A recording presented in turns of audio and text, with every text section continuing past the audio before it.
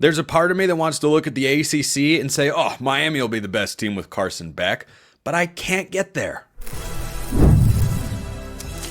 You are Locked On College Football with Spencer McLaughlin, your daily podcast on all things college football. Part of the Locked On Podcast Network, your team every day.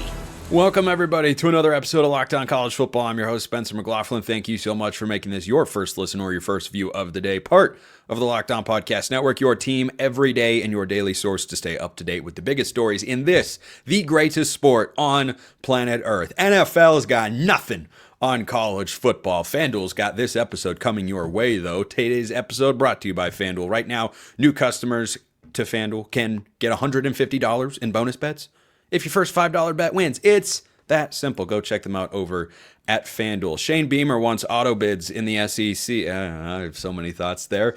Can there be a surprise team in the Big Ten in Los Angeles? Is there a surprise team there? We'll see. But first, Alex Dono, Locked On Canes. I want to see Miami as the best team. Carson Beck, best recruiting in the ACC last few years, Dono, but man, I can't shake Clemson, who we'll talk more about later in the segment. According to our friends at FanDuel, bringing you this episode, of course, Miami's second in the ACC preseason odds. I think that is the right spot to be. I'd put them ahead of SMU. I'd put them ahead of Louisville. I don't know that I can make the jump to Clemson just yet.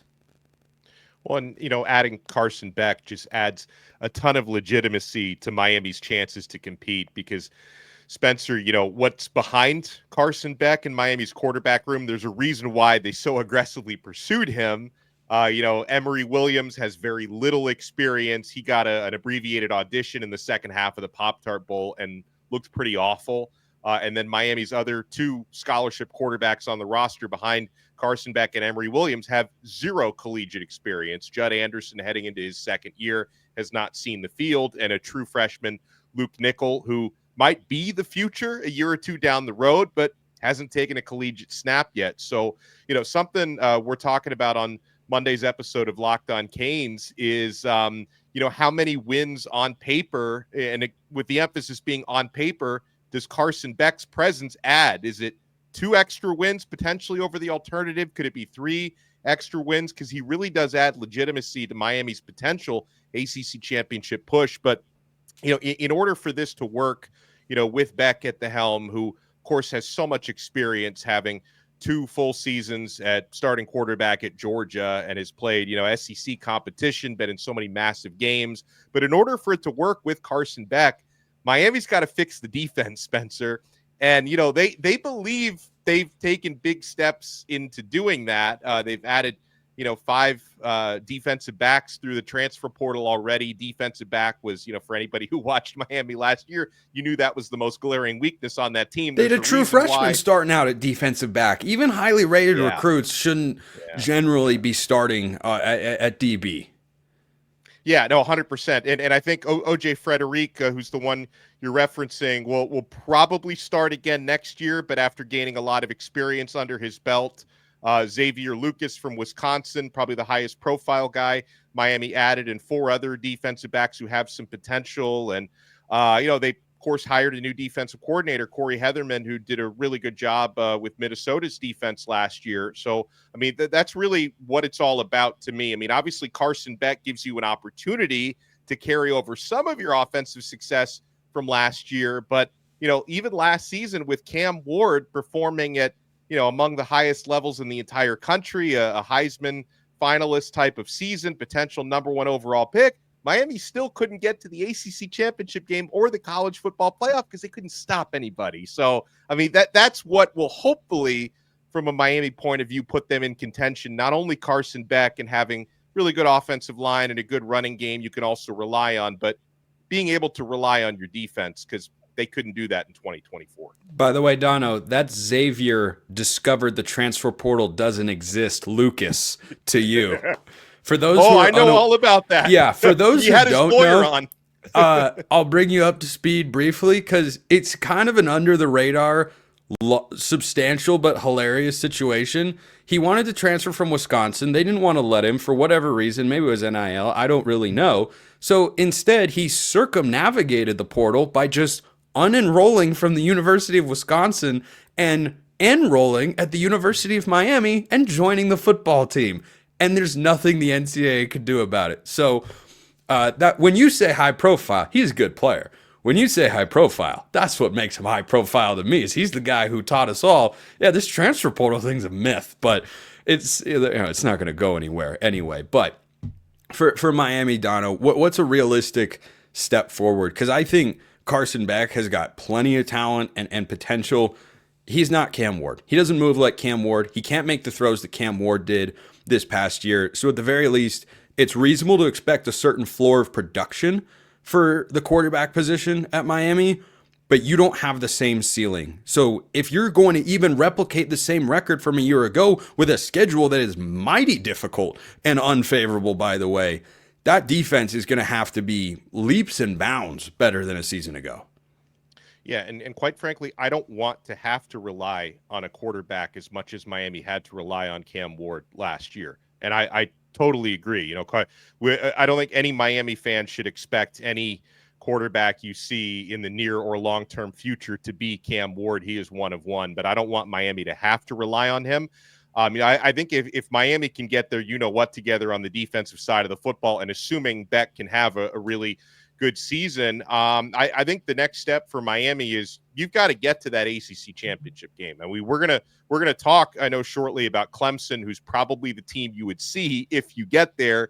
Get to that ACC championship game, and if the precedent that was set last year carries over into 2025, perhaps getting to the ACC championship game, win or lose, is enough to get into the college football playoff, which I think is the other major goal, because those were the two big goals that Miami missed out on last year, was getting into that 12-team CFP that they should have been in. They choked, final 2 out of 3 games of the season, and getting to the ACC championship game. Really no excuse for not doing that last year. That should be, if not the expectation, at least the goal for this coming season. Yeah, I completely agree. But as I mentioned to begin the show, Clemson's going to be tough. I mean, the amount of returning production you have that goes beyond my favorite trio of guys, head coach, offensive coordinator, quarterback, for a second straight year. This is the third year of Dabo Swinney, Garrett Riley, and Cade Klubnik. That is a spotted owl in college football, Dono, where you have the same head coach, OC, and quarterback for a third straight season. So I love that for Clemson. They won a conference championship. They were competitive with Texas on the road, but they bring back so much of that team. The continuity is why I'd say Clemson over Miami as my preseason favorite right now going into spring football in the ACC, because that's just a lot Cam Ward is a lot to replace. You've got a new defense coordinator coming in. So does Clemson, but they bring in Tom Allen from Penn State, who was just in the college football playoff semifinal. I mean, it is hard to overlook the Tigers in this race. I'm not discounting a Louisville with Miller Moss at quarterback or an SMU with Kevin Jennings coming back. I like those teams, but to me, it is Clemson decidedly 1 and Miami pretty clearly 2.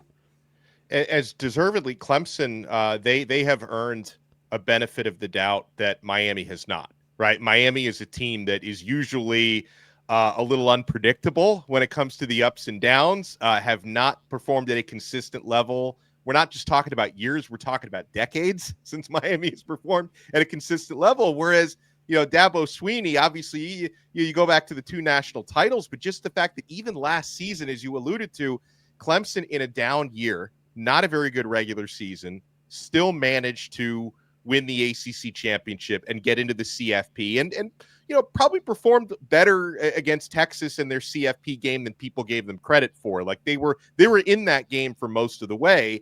And yeah, I expect Clemson to be better next year, because really, Spencer, I mean, people, I can talk about from a Miami point of view, how the defense let them down. You could say that with Clemson as well, but they had a very young defense, and I think they made, like Miami was also forced to do, they made a really good change at defensive coordinator, because Tom Allen coming out of Penn State is absolutely somebody who deserves to be respected, and I think he can take what was a young defense last year that's going to be a lot more experienced this year and gets most of their playmakers back. I expect Clemson's defense to improve leaps and bounds. And then you talk about Cade Klubnik at quarterback. I mean, really the only significant piece that Clemson is losing is Phil Maffa, but I think they'll be able to replace a running back. And if nothing else, Cade Klubnik, who is fifth year. I mean, he's finally going to be a senior this coming season, really rose to the occasion last year. And I give you credit, Spencer, because I remember having that conversation with you before the season about,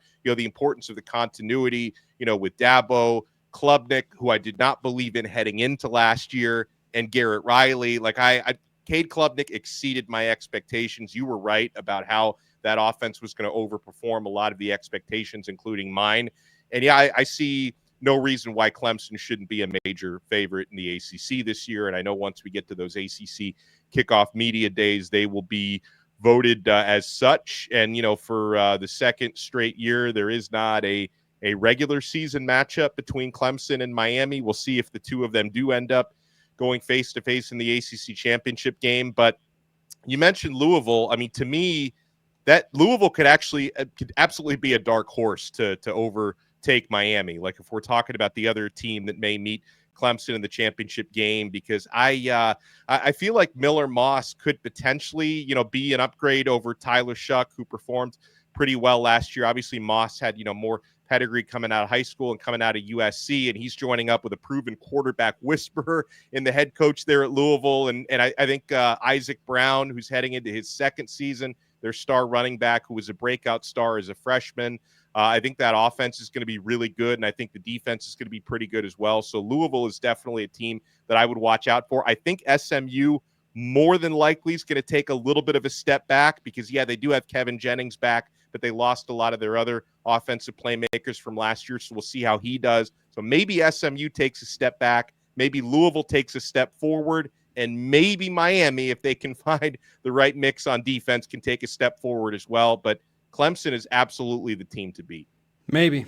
Just maybe. That's why we play games on the field, not on paper. That's not where the SEC always loves playing them, though. And Shane Beamer is bringing that old narrative back. Oh, boy, we got to do this again. First, a reminder, this episode brought to you by FanDuel. When the game tips off, the NBA action is just getting started. There's no better place to get in on it than FanDuel, America's #1 sportsbook. With FanDuel, you can place live bets throughout the game, so even if you miss the opening tip-off or you want to bet on a fourth quarter comeback, you can stay in the action. And if you're looking for a bigger payout, you can even combine your bets into a same-game parlay. So, you want college football, right? That's why you're listening to this show. FanDuel's got all the college football you want. Win totals, national title odds, conference title winners. Heck, you can even bet individual games over there if you really want to ratchet up that excitement come August. Right now, FanDuel customers can get $150 in bonus bets if your first $5 bet wins. Just visit FanDuel.com to join today. That's FanDuel.com for your shot at $150 in bonus bets. Make every moment more with FanDuel, the official sports betting partner of the NBA. The SEC back at it again with the superiority complex. Now, I've been a proponent of SEC bias for most of my life, but when I get new information, my opinion changes, hence why we shall discuss this with Drake Toll of Locked On Big 12. Here's what Shane Beamer had to say. Drake, who has not heard this quote, he is hearing this for the first time. The very first time. Shane Beamer said, quote, "Look, I've got great respect for other conferences." A great thing to start a sentence off with before you say we're just better than all of you, no matter what. "I've been to other conferences. I've been a part of the ACC. I've been a part of the Big 12. There's no question that there's good football everywhere. But when you just talk about the teams in this league and the teams you play week in and week out, it's different. And you look at the NFL draft every single year. It's 20 straight years that the SEC has led the nation in draft picks. People can say, well, it doesn't matter. Well, yeah, it does. We're playing the best players in the country. I've been a part of other leagues where you go into a stadium and there are 20,000 people in the stands and you're in a Power 4 conference. Not in this conference.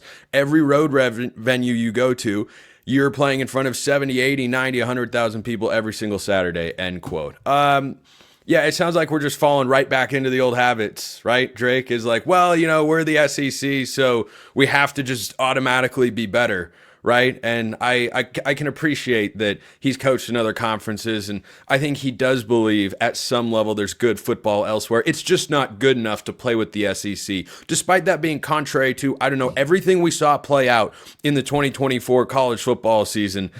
Sure, should we just take it at face value and say, yeah, give the SEC as many auto bids as they want? Stupid. Why did I agree to do this with you? It just makes me mad. I don't know. Every time I hear things, it just makes me angry. I had a boss one time, not even a boss, a coworker who thought he was my boss. And when I would open a radio show, not me, just to be clear. I would open a radio show that I was doing and say, this is the number one Baylor radio show in sports or something like that. It was something along those lines. It's like, anyone who tells you they're number one probably isn't number one. Anybody who has to go in there and say, hey, we're the best ever. And look, the only exception to that is Locked On Big 12, America's number one Big 12 podcast. Everybody else who has to continue to tout themselves in their resume is doing it because one reason, that's because they have a deficiency somewhere they want you to ignore. That deficiency is being losses to Michigan from Alabama, South Carolina losing to Illinois. And guess who coaches South Carolina? The guy who sang this quote. How many draft picks has Illinois had compared to South Carolina the last 20 years? Probably less. Probably. Like South Carolina's had a lot more than Illinois, no doubt. Who won the actual head-to-head football matchup? What about Georgia and Notre Dame? Who's a better football team? Well, on paper, the Georgia Bulldogs. Who won that game on paper? The Georgia Bulldogs. Who won it when they actually played? Actually, that was Notre Dame. Tennessee losing to Ohio State, getting blown out. LSU losing to a bad USC team. Oklahoma State beating the middle of the road, like kind of bottom third team in the SEC. And guess what? Yes, Spencer? USC went 2-0 against the SEC this year. They did. They also beat Texas A&M, who people wanted in the college football playoff until like 2 or 3 weeks left in the season. I have been to SEC venues in football, growing up an Arkansas Razorback fan, where I thought, there are more LSU fans here than Arkansas fans.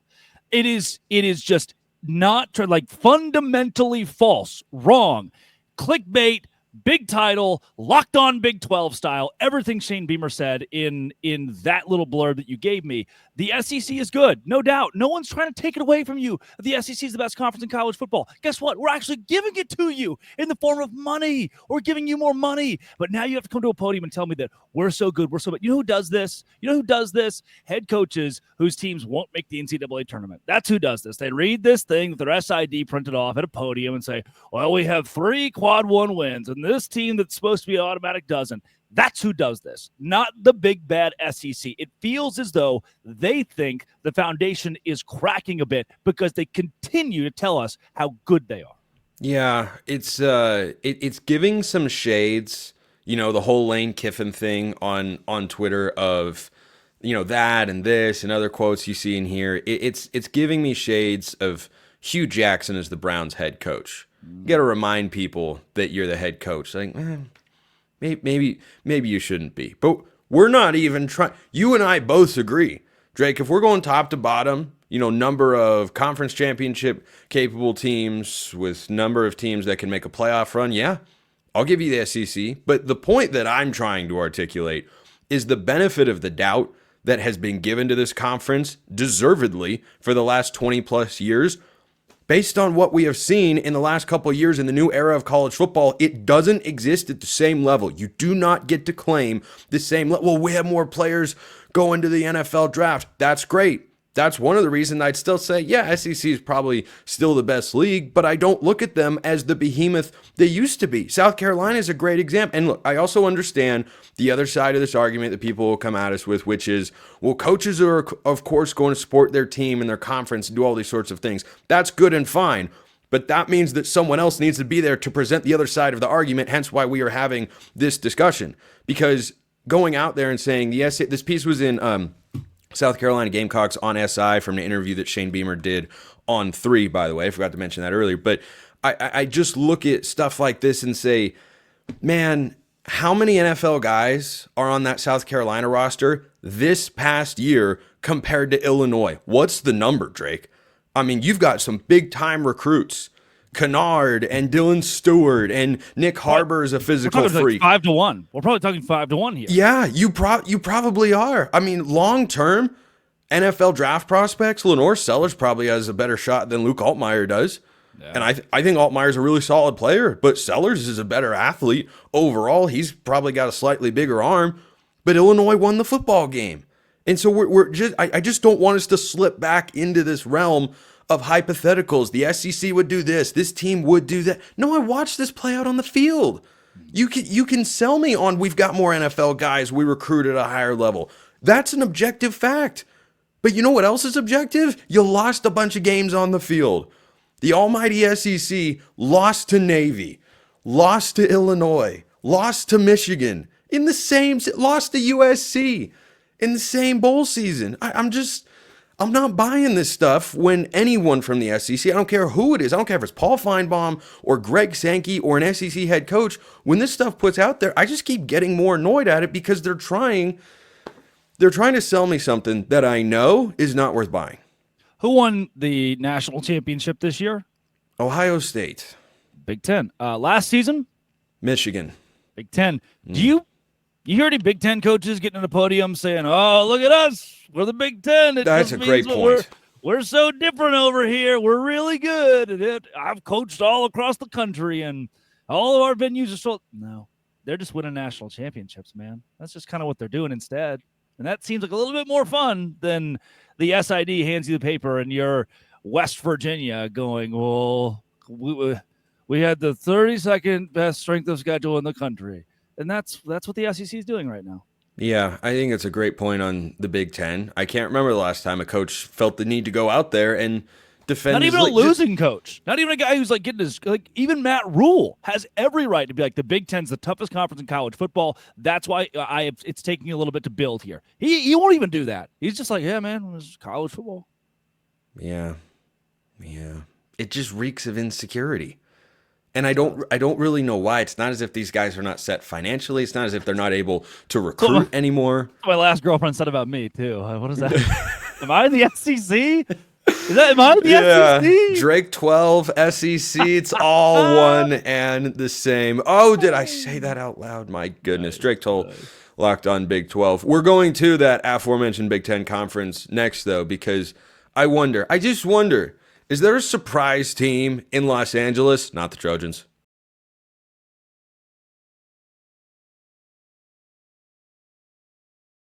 Some people, like football teams, are just trying to make a statement. UCLA didn't make any noticeable noise in the Big Ten in their first year. But our Locked On UCLA host, Zach Anderson-Yoxheimer, is here making a statement with that handlebar mustache and is hoping his Bruins can do the same next year.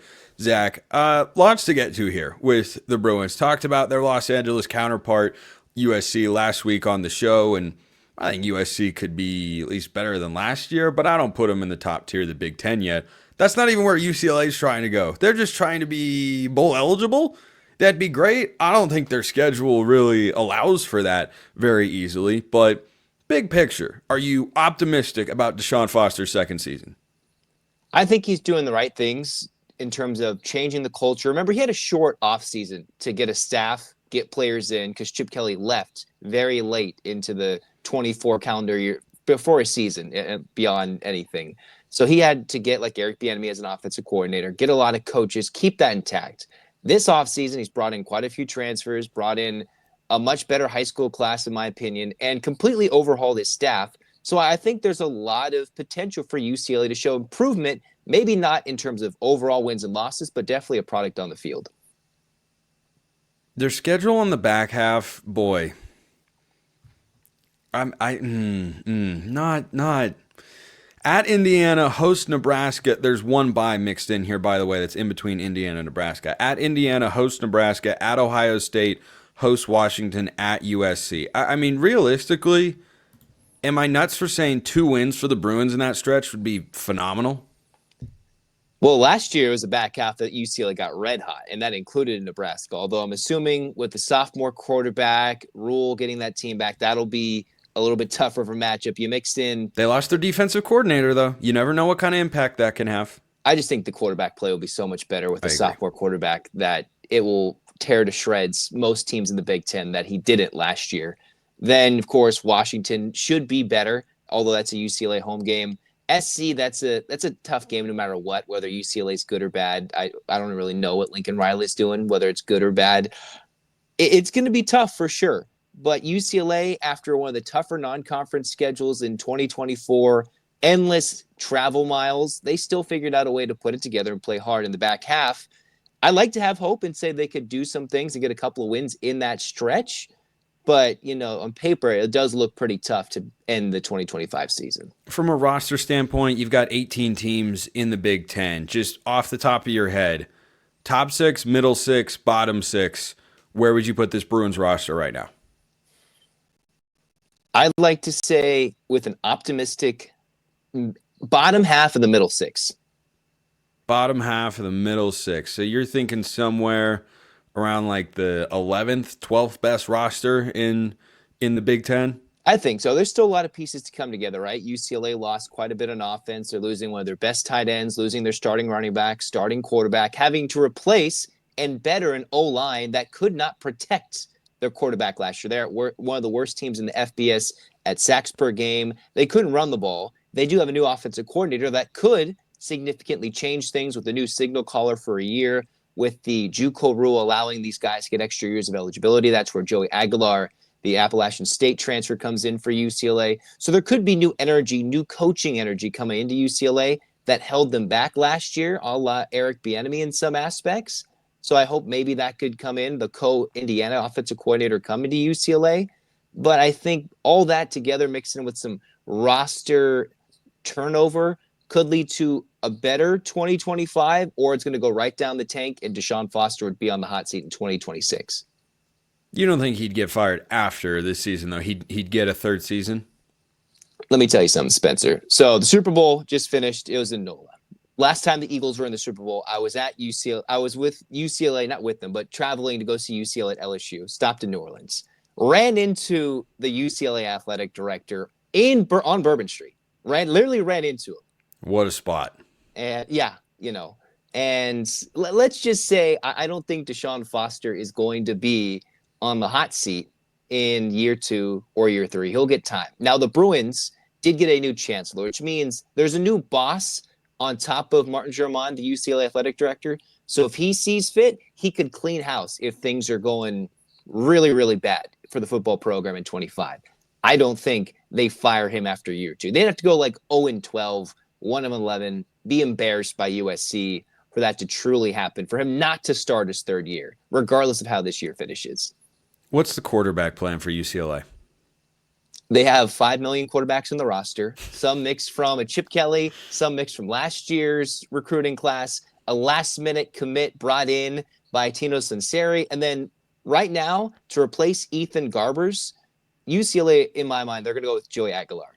You go with him as the starting quarterback, and then you figure out which one of these quarterbacks is available. I believe on the top 26 signal callers, Brady Smeagol is still available at this point. He's a SoCal kid in their backyard. UCLA just got his high school teammate as a receiver commit late in the 25 class, so maybe they pivot towards him. But they already have 2 quarterback commits coming in, quite a few commits or transfers after Aguilar's year.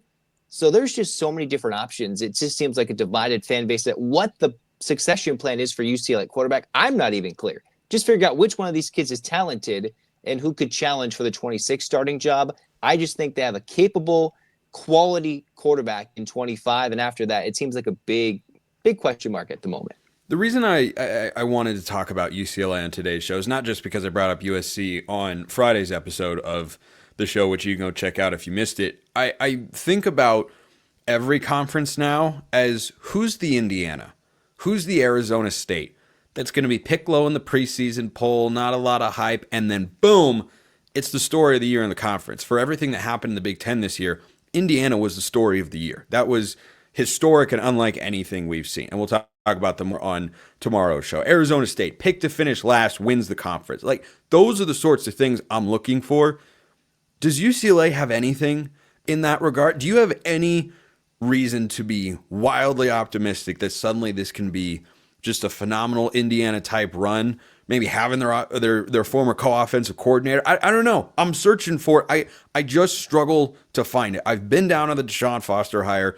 ever since it was made. I know it was made under less than ideal circumstances, but you could have given him the interim tag for the year and gone out and done a more thorough search to find a guy that is more proven as a head coach or even as a coordinator somewhere. But is there any reason for UCLA to feel optimistic right now? Well, I'm usually a lot more optimistic than you are, Spencer. So we'll add that. See, I think I look good with this handlebar mustache. So we'll take that as a You're grabbing it by the reins. We're holding on for dear life here with UCLA football. I think I am high on Aguilar. Now, am I going to come out and say he's going to turn into an automatic, Heisman candidate? No, but I think the offense, it was not that good last year. They played a lot better at the end of the season, but it was really held back. The last 2 seasons have been pretty mediocre for UCLA offenses. With you think you have Chip Kelly. Eric Bieniemy is touted somewhat by myself by his name that he is a big offensive genius, and it just hasn't really panned out the last 2 years for UCLA offensively. They've been led by Danton Lynn, who went to USC, and I think the special sauce for UCLA overall, Ikaika Malloy has been a secret steal as a defensive coordinator in my mind, when he's been the secret guy that brought Leatu to the UCLA Bruins, and they're able to get him cleared. Find ways to get some hidden gems like Carson Schlesinger defensively, went from walk-on to one of the best Big Ten linebackers, best linebackers in the country. So I believe in UCLA's ability to translate defensively, even though they have a lot of holes at linebacker with some graduations and Trent and graduations in the DBs. It's just offensively, is Tino Sinceri, see a quarterback guru, whisperer. They've got a 5th, 6th-year quarterback and his wide receiver running mate. And for the guys they lost, the Logan Loyas, the J. Michael Sturdivants, Maliki Matavau, whether to graduation or the transfer portal, for the most part, they've kind of filled those gaps a little bit less at tight end. It's can they handle the pressure up front with the O-line? Can they win in the trenches or just not lose as much? And is Sinceri truly an offensive genius in the making, where he's going to be at UCLA 2 years before he's looking for a head coaching job? That's really what it comes down to. If he is, then UCLA could come out, and a real optimistic take about the season, I think, would be 8 wins without being outlandish, right? Like if he's really good and UCLA 8 wins would be something, man. That would catch me off guard. But so I'm thinking 8 wins. And of course, if we're talking Indiana, Arizona State, they had much higher levels of getting to the CFP. I think it's a little ludicrous this moment. As much as I want to go there, I just can't realistically say that they would be there at this point. But 8 wins would be a true optimistic ceiling for UCLA. I do think there's a way they can get bowl eligible this year with the talent they have, with the turnover they've had in the coaching staff. I'm not sure they're Indiana level, but they're certainly trying to be it when you steal their offensive coordinator and change the whole coaching staff. Zach Anderson, Yoxheimer, Locked On UCLA. Appreciate it as always. Appreciate everyone listening. I will see you next time. And until then, hope you have a wonderful rest of your day.